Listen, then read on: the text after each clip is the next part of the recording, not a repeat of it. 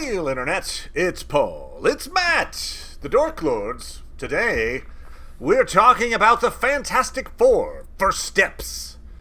Here's a quick summary.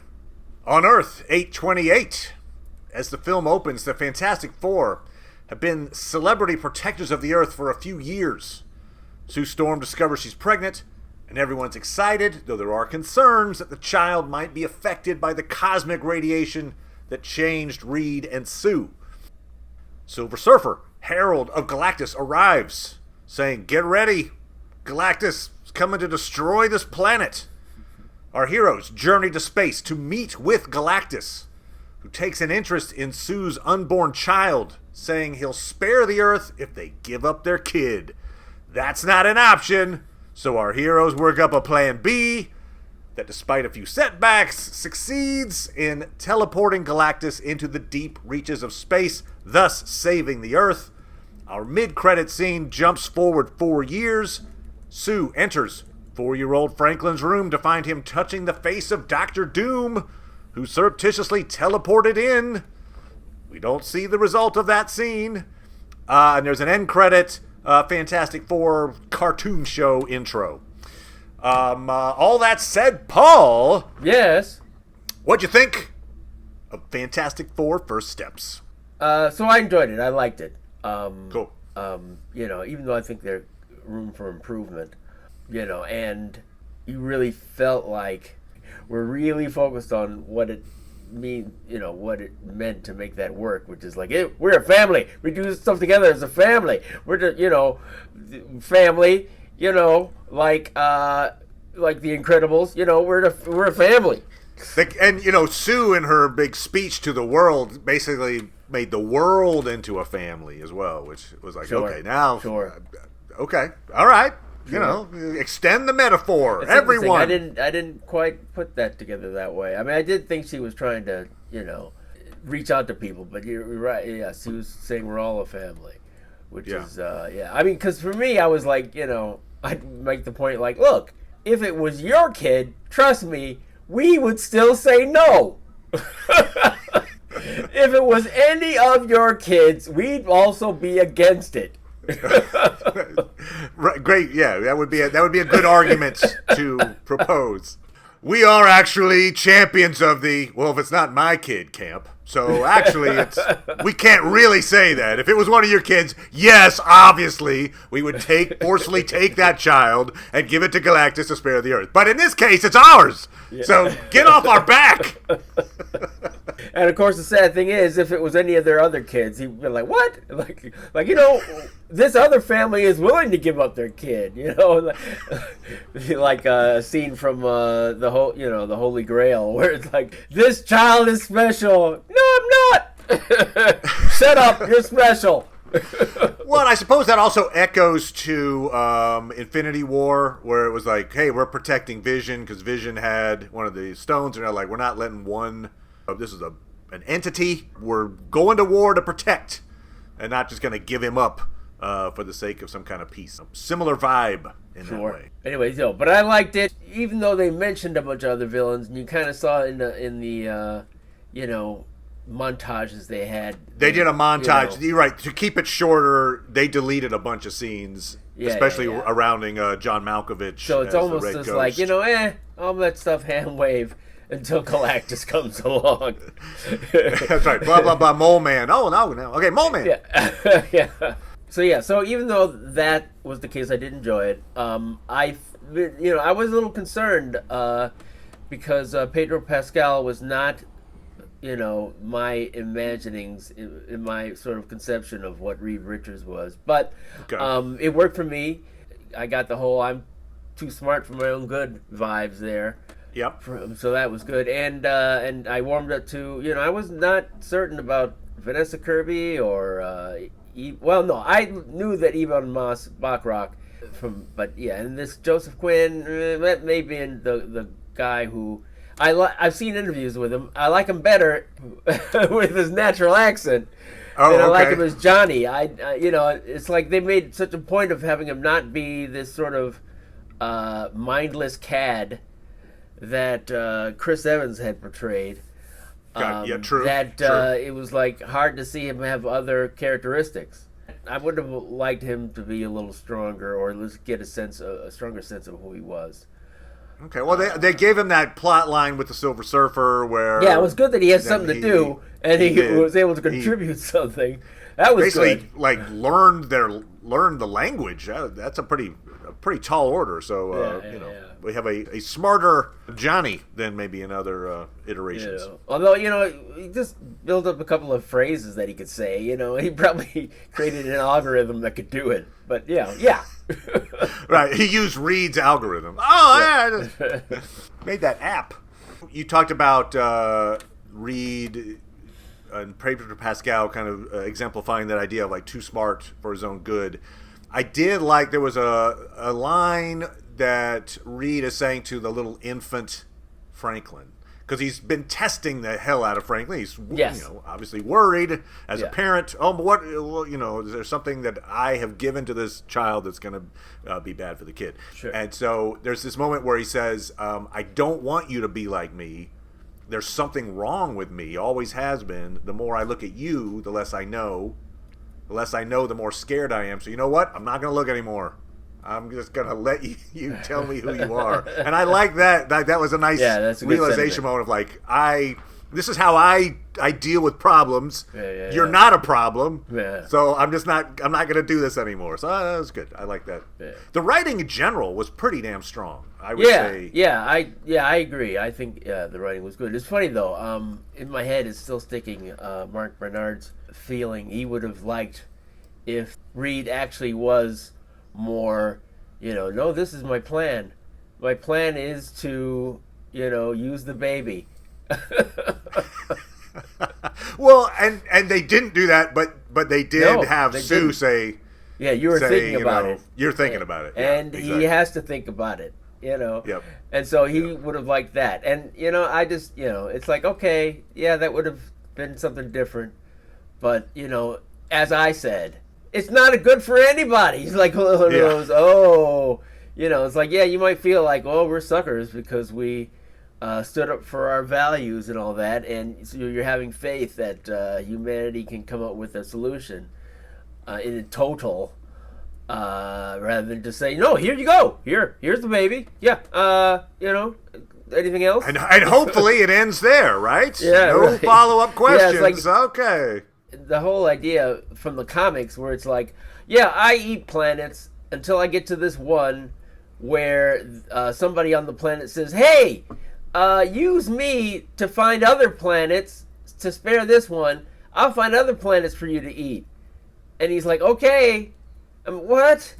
It's just like, wow, like, DoorDash. The implication from this is that Franklin would somehow take on that role, pass or whatever. This role on to Franklin, so that he would be free then, I guess.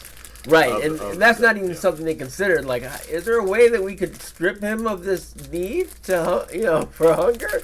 Right, right. Because all they bought themselves was like, whatever time it takes him to get back, and that's just the assumption that wherever he goes, he can only go so fast. I guess he can only get so far, and so it's gonna be, hopefully they'll have people working on when he comes back again.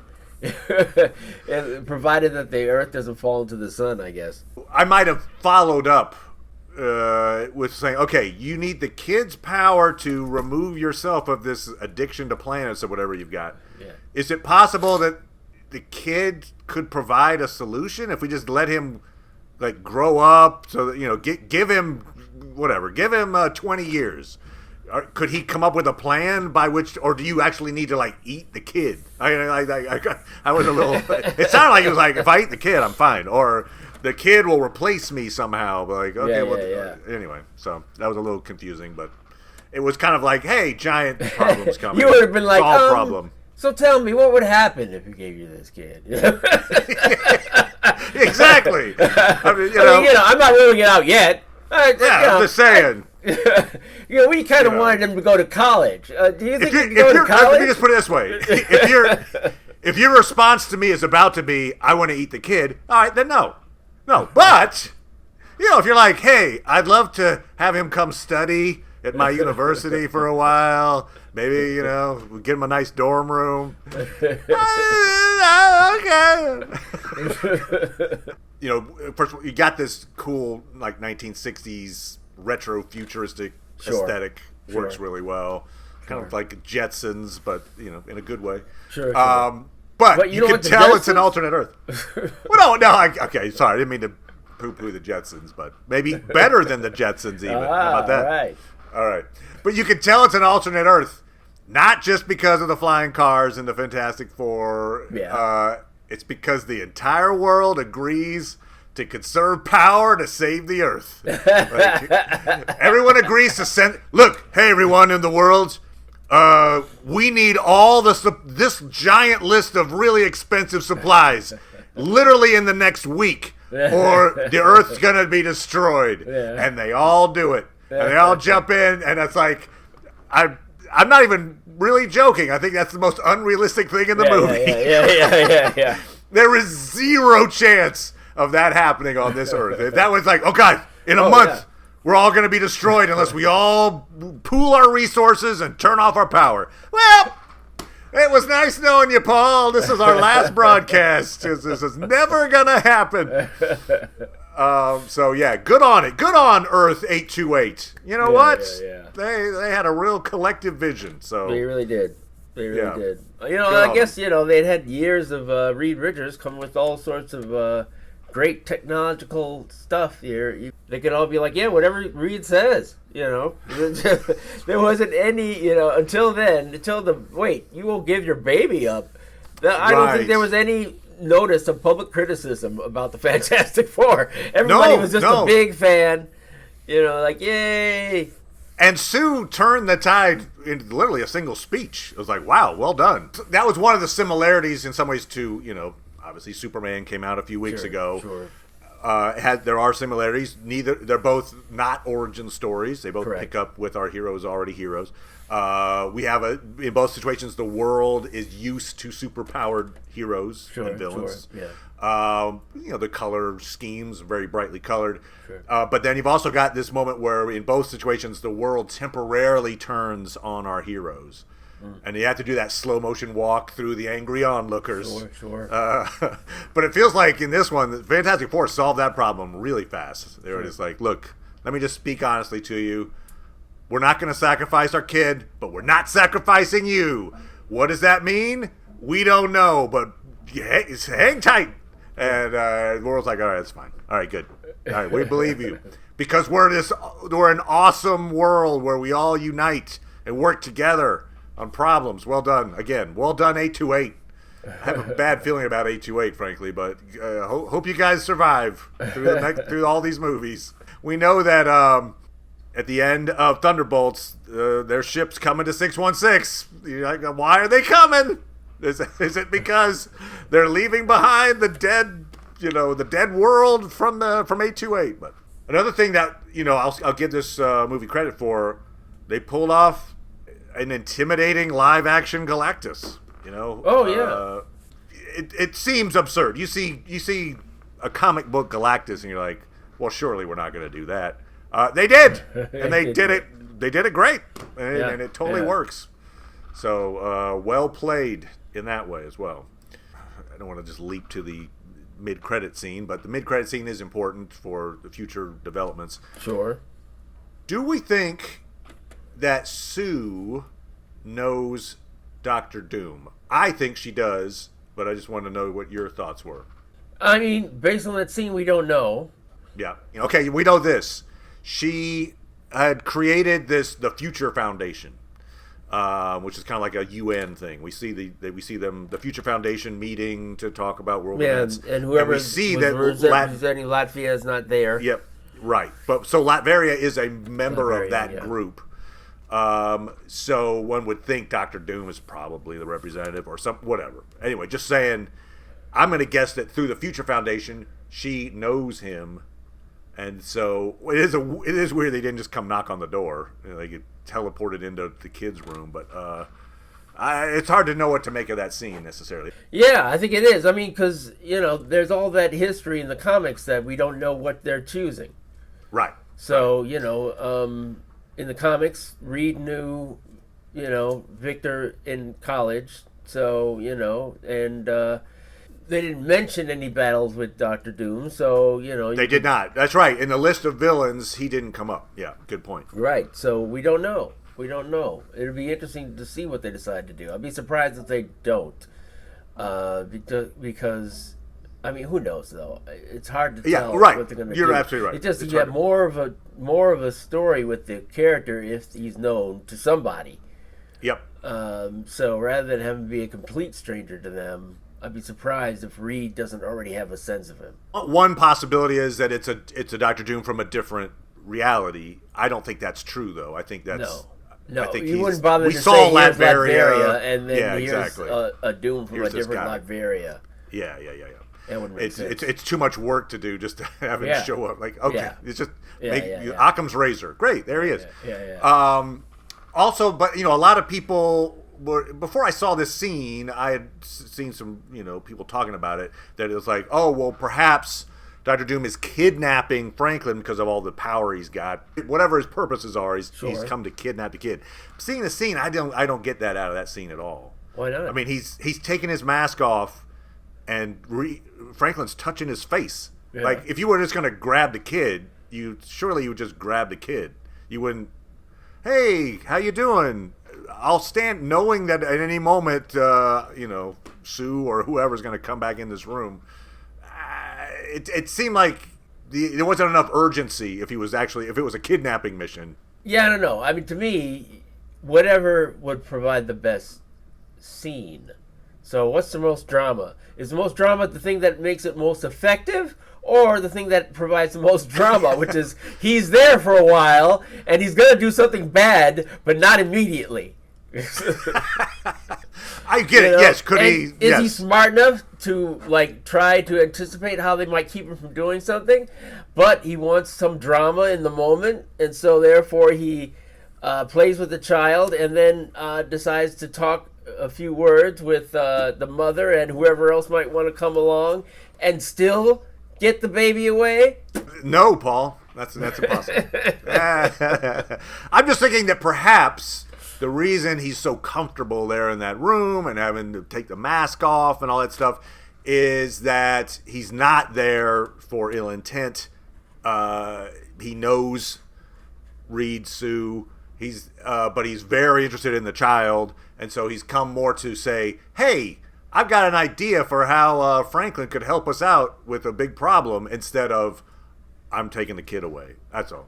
So anyway, I mean, just throwing that out there. He's supposed to be the big bad in the sequel. Oh, he's definitely the big bad eventually. I'm just saying, right? Maybe. So you think it's part of that is a con to the family, like, oh, hey, the results of what's going to come in this movie is to your advantage. That's what you think? I'm thinking maybe he's a villain to 616, but he's doing it in order to help 828. Maybe, like a hey, so hey, 828 folks, we need to that the Fantastic Four will be working with him until at least temporarily. Yeah, maybe he's on that ship when they're coming into 616. I guess to me it's I don't know. It'd be interesting if they did that. I guess. Yeah, I don't know. That would surprise me because it feels like an unnecessary thing to add. I'm just thinking, I guess partially because it's Robert Downey Jr., and so are they going to play with that notion, or is it just like, is he instantly evil, or is it like, hey, here's a guy, and he's got some kind of, Thanos was right. You kind of like, oh, he's got this plan. That doesn't sound so bad, and then, oh, actually, it's terrible. But do they do it that way instead of just, hey, if he kidnaps Franklin right off the bat, then you're like, okay, there you go. Go get that guy, as opposed to, oh, we're working with him, blah, blah, blah, blah, blah. Then you get the turn. Oh, no, he's terrible. Yeah, it's hard to say at this point. That'd be an interesting choice to take, I guess. That would surprise me. I don't think they'll do that.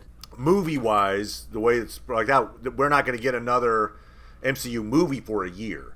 At the end of July, we're going to get Spider-Man Brand New Day. Right.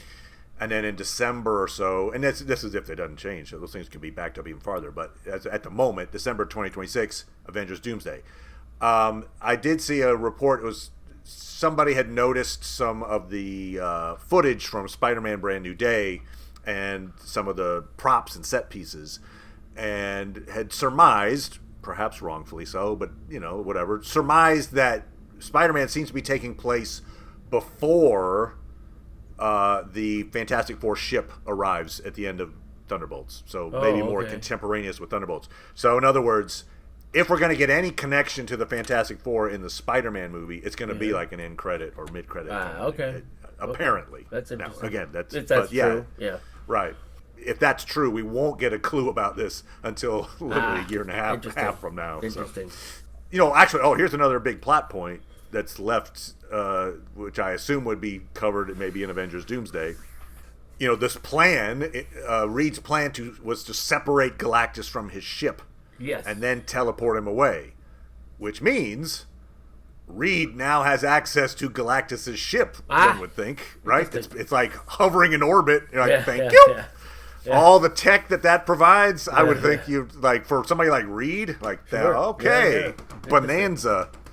So that could be almost like the Tiamat Island, in 616. It's like, oh look, this is a chance for a huge, increase in tech or something. So that might be a plot point. That might be, sure. Had a few deleted scenes that they've talked about. One where I mentioned the John Malkovich as the Red Ghost. They wanted to get this movie under 2 hours, and they did. That they had to delete a few scenes. Another scene that was interesting was they had the Thing on basically the match game. Oh wow! And so it's kind of an idea like, he gets chosen because he says all the right things. Of course, but he looks like this giant block. Right. But they don't really play with that notion. They have a few moments, like we see Ben mention, like, hey, I'm one of the best looking one out here before he goes up into space and is changed. And then there's that bit where he sees his reflection in the TV and it kind of fades out. And so we get this idea that how emotionally has he handled turning into a rock monster. But, it would have been nice to see more of that. It's unfortunate that they cut that out. Yeah. I almost don't know that they couldn't have cut out all the stuff with Natasha Lyonne. Yeah, it didn't really. I mean, unless they had more that they cut from that. Right. That came off flat. I agree. Like that whole Ben's arc essentially kind of got left out in the cold there. I feel like to keep this under 2 hours. Sure. Also, I guess a deleted scene was that when they're Reed is testing these teleportation devices early on, that it's it consumes so much power. Like it's that consumption of power is what originally attracts the Silver Surfer's attention, and so in some ways he feels guilty for having brought Galactus here. Because interesting. If I hadn't been tinkering with science, wouldn't have. Anyway, so that's an interesting little thing that they decided to get rid of. There's some good action scenes in there. I liked the sci-fi premise of like the light bending as they're going through warp and all that, and delaying Silver Surfer's arrival by putting her near a black hole, and so the time dilation issue. So some clever action scenes. Let's put it that way. Yeah. I liked both Superman and Fantastic Four. I think if I were to compare them to each other, I would probably give a slight nod to Fantastic Four. I think I would give this one a little. I liked it a little more than I liked Superman, but I don't know. Do you have such an evaluation? Yeah, I don't know. In my head, I guess I'm not comparing them that much. They were doing different things for me, I guess. The thing about Superman that I would give an edge over Fantastic Four is it's creating a whole new universe to explore. Okay. And this is sort of like, here's this universe that we're going to kill. or leave. Yeah. One or the other. Yeah. Well, yeah, or it's going to be combined with everything that we know. So we're not going to. There's nothing in there that's exciting to explore that is going to be like, wow, this could lead to a whole new thing. Gotcha. Just them, and so that's So I'd give Superman the edge over Fantastic Four for that reason. Okay. Yeah. We'll be back talking about Strange New Worlds, Episode 4. And I think in a few weeks we'll have a choice to make, Paul, whether we want to jump in on covering 2 shows at the same time again, because Peacemaker Season 2 shows up at the end of August. And so they'll probably overlap and we can discuss how we want to handle that. But season 1 of Peacemaker was very good. So if it's a choice we make, then maybe we suck it up and cover 2 shows for a while. But all that said, thank you as always, Paul. Appreciate it, good sir. No problem. And we'll talk to everybody next time. Bye.